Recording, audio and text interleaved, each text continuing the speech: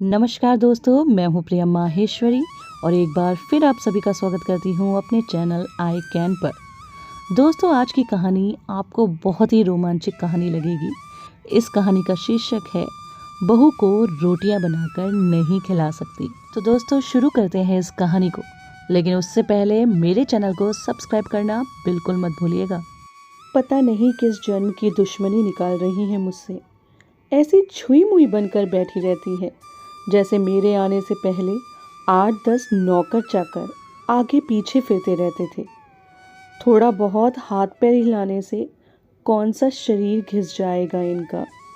सब कुछ मेरे भरोसे छोड़कर बैठ जाएंगी। एक तो बाहर से थक कर आओ और फिर घर में आते ही रसोई में लग जाओ। वंदना गीजते हुए अपना सारा गुस्सा रसोई में बर्तनों पर निकाल रही थी। ऐसा नहीं था कि उसकी सास रुक्मणी जी को बहू के बड़बड़ाने का भान नहीं था, लेकिन वो भी ठिठाई पर थी। बहू की बड़बड़ाहट को एक कान से सुनकर दूसरे कान से निकाल रही थी। वंदना एक पढ़ी लिखी लड़की थी। उसका सपना था कि वो अपने पैरों पर खड़ी होगी। उसने नौकरी के लिए कई जगह आवेदन भी दे रखा था। इस बीच जब उसके लिए अनिकेतन का रिश्ता आया तो उसने साफ साफ कह दिया कि वो शादी इसी शर्त पर करेगी कि शादी के बाद उसे अच्छी नौकरी मिली तो कोई उसे नौकरी करने से नहीं रोकेगा। आखिर इतना पढ़ने लिखने के बाद वो घर पर नहीं बैठ सकती। अनिकेतन और उसके घर वालों को इस बात से कोई आपत्ति नहीं थी कि उनकी बहू नौकरी करेगी, इसलिए दोनों तरफ से खुशी खुशी ये रिश्ता हो गया। शादी के कुछ दिनों बाद ही वंदना का ज्वाइनिंग लेटर आ गया। जिस दिन वंदना ने अपने ससुराल वालों से कहा था कि वो अब नौकरी करेगी तो उसकी सास रुक्मणी जी ने सारे परिवार के सामने कह दिया था, बहू नौकरी करे इससे मुझे कोई आपत्ति नहीं है। मैं ये भी नहीं कहूँगी कि वो पहले सारे घर का काम करे फिर नौकरी पर जाए, लेकिन मैं भी अब पहले की तरह पूरा घर नहीं संभाल सकती। मुझे सब कुछ मंजूर है, लेकिन मुझसे ये उम्मीद मत करना कि मैं बहू को रोटियां बनाकर खिलाऊंगी। मुझे पता है कि अगर मैं एक बार इस भंवर में फंस गई तो जिंदगी भर नहीं निकल पाऊंगी।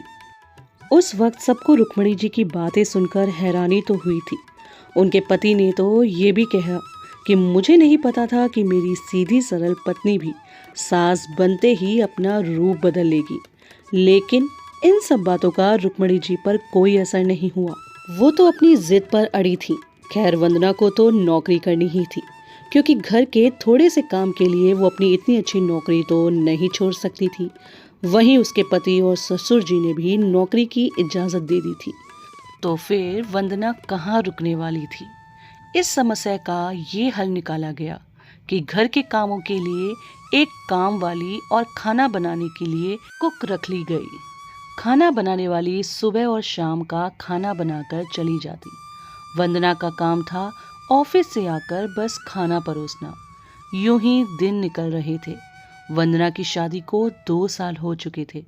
अब तो वंदना और बाकी सब घर वालों को इस रूटीन की आदत हो गई थी, लेकिन मुश्किल तो तब होती थी जब कभी खाना बनाने वाली छुट्टी ले लेती थी। और ऐसा ही कुछ इन 2 दिनों से हो रहा था, जिस कारण से वंदना खींची हुई थी।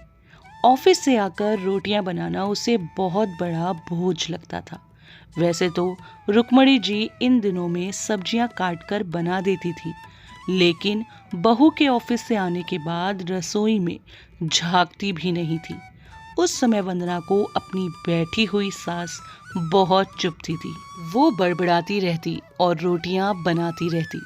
बाद में अपनी माँ से फोन पर भर भर कर शिकायत करती, जिसके बाद उसे थोड़ा सा सुकून मिलता था। कई दिनों बाद वंदना के भाई की शादी भी तय हो गई। वंदना की होने वाली भाभी भी नौकरी पेशा थी। वंदना की माँ ने सगाई के वक्त ही खुश होते हुए गर्व से कह दिया, भाई मैं तो और सासों की तरह नहीं हूँ जो बहू के आने पर हाथ धरकर बैठ जाऊं। जब अभी तक पूरा घर संभाल रही थी तो अब क्यों नहीं। मेरी बहू को मेरी तरफ से पूरी छूट रहेगी। जब एक माँ अपने बच्चों को रोटियां बनाकर खिला सकती है तो बहू को क्यों नहीं खिला सकती। बहू, तुम निश्चिंत होकर नौकरी करना, रसोई मैं संभाल लूंगी। वंदना की माँ के उच्च विचार सुनकर उसकी होने वाली भाभी का पूरा परिवार और खुद वंदना भी गदगद हो गई। वाह माँ, आप कितने बड़े दिल की हैं। काश मेरी सास भी आपकी तरह होती, लेकिन मेरी किस्मत में ये सुख कहाँ। मेरी सास को तो बस हुक्म चलाना आता है। मुझे गर्व है कि मेरी माँ इतने खुले विचारों की है। अपनी चिड़चिड़ाहट निकालते हुए वंदना बोली। कुछ दिनों में ही वंदना के भाई की शादी हो गई और कुछ दिनों बाद ही वंदना की भाभी ने अपनी नौकरी ज्वाइन कर ली। वंदना की माँ भी अपनी बहू को हथेलियों पर रखती थी। सुबह उसका नाश्ता, टिफिन, फिर रात का खाना भी तैयार रखती थी। अपने हाथों से परोसकर सबको खाना खिलाती थी और उनकी बहू भी मम्मी जी करती हुई अपनी पसंद नापसंद बताती रहती थी, जिसे वंदना की माँ बड़े चाव से पूरा करने में लगी रहती थी।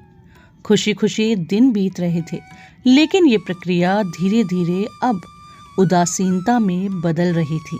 वंदना की भाभी को अब कुछ भी ना करने की आदत पड़ गई थी।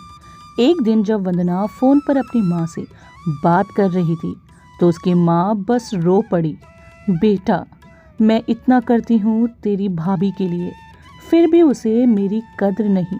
अरे, मेरी दी हुई छूट अब मुझ पर ही भारी पड़ने लगी है। क्या हुआ माँ, आप ऐसे क्यों बोल रही हैं? आप तो भाभी का मुझसे भी ज्यादा ध्यान रखती हैं। क्या भाभी ने आपसे कुछ कहा है?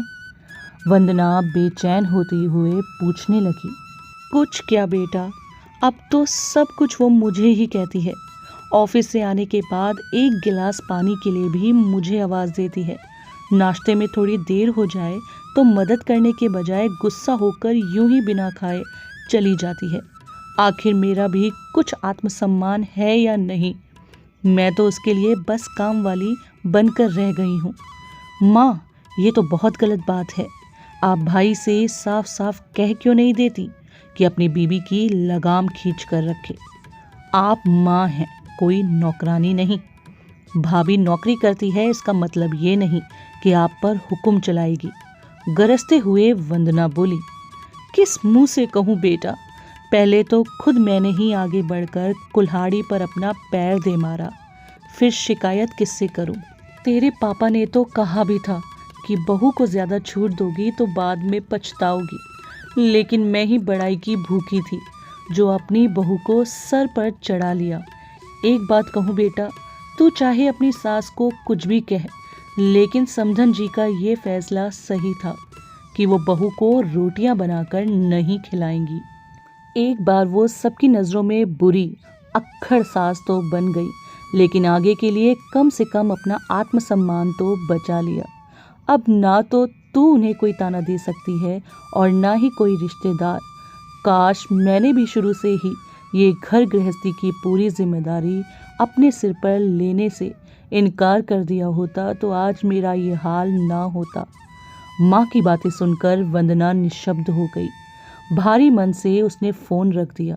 बाहर हॉल में आकर देखा तो सास ससुर आराम से बैठकर बातें कर रहे थे। उसकी सास अपने नाखूनों पर नेल पेंट लगा रही थी, जिसे देखकर ससुर जी उन्हें चिढ़ा रहे थे। अब बुढ़ापे में ये फैशन करके किसे दिखाओगी? मेरी तो नज़र भी कमज़ोर हो गई है, किसी को नहीं दिखाना मुझे। मैं तो अपनी खुशी के लिए लगाती हूँ। सारी उम्र तो घर गृहस्थी में उलझी रही, अब अवकाश का वक्त आया है तो अपने शौक तो पूरे कर लूं। पता नहीं कब भगवान के घर से बुलावा आ जाए। वंदना की सास मुस्कुराते हुए बोली। पता नहीं आज क्यों वंदना अपनी सास की बातें सुनकर चिढ़ नहीं रही थी, बल्कि वो भी मुस्कुरा उठी। सही तो कह रही हैं मम्मी जी, एक गृहिणी को अपने लिए वक्त ही कब मिलता है। पहले अपने बच्चों को पाल पोस कर बड़ा करो, फिर कामकाजी बहू आ जाए तो उसे और उसके बच्चों को संभालो। काश मेरी माँ ने भी मेरी सास की तरह पहले ही कह दिया होता कि बहू को रोटियां बनाकर नहीं खिला सकती। दोस्तों, आज की कहानी सास और बहू की कहानी है। कहा जाता है सास और बहू एक सिक्के के दो पहलू होते हैं।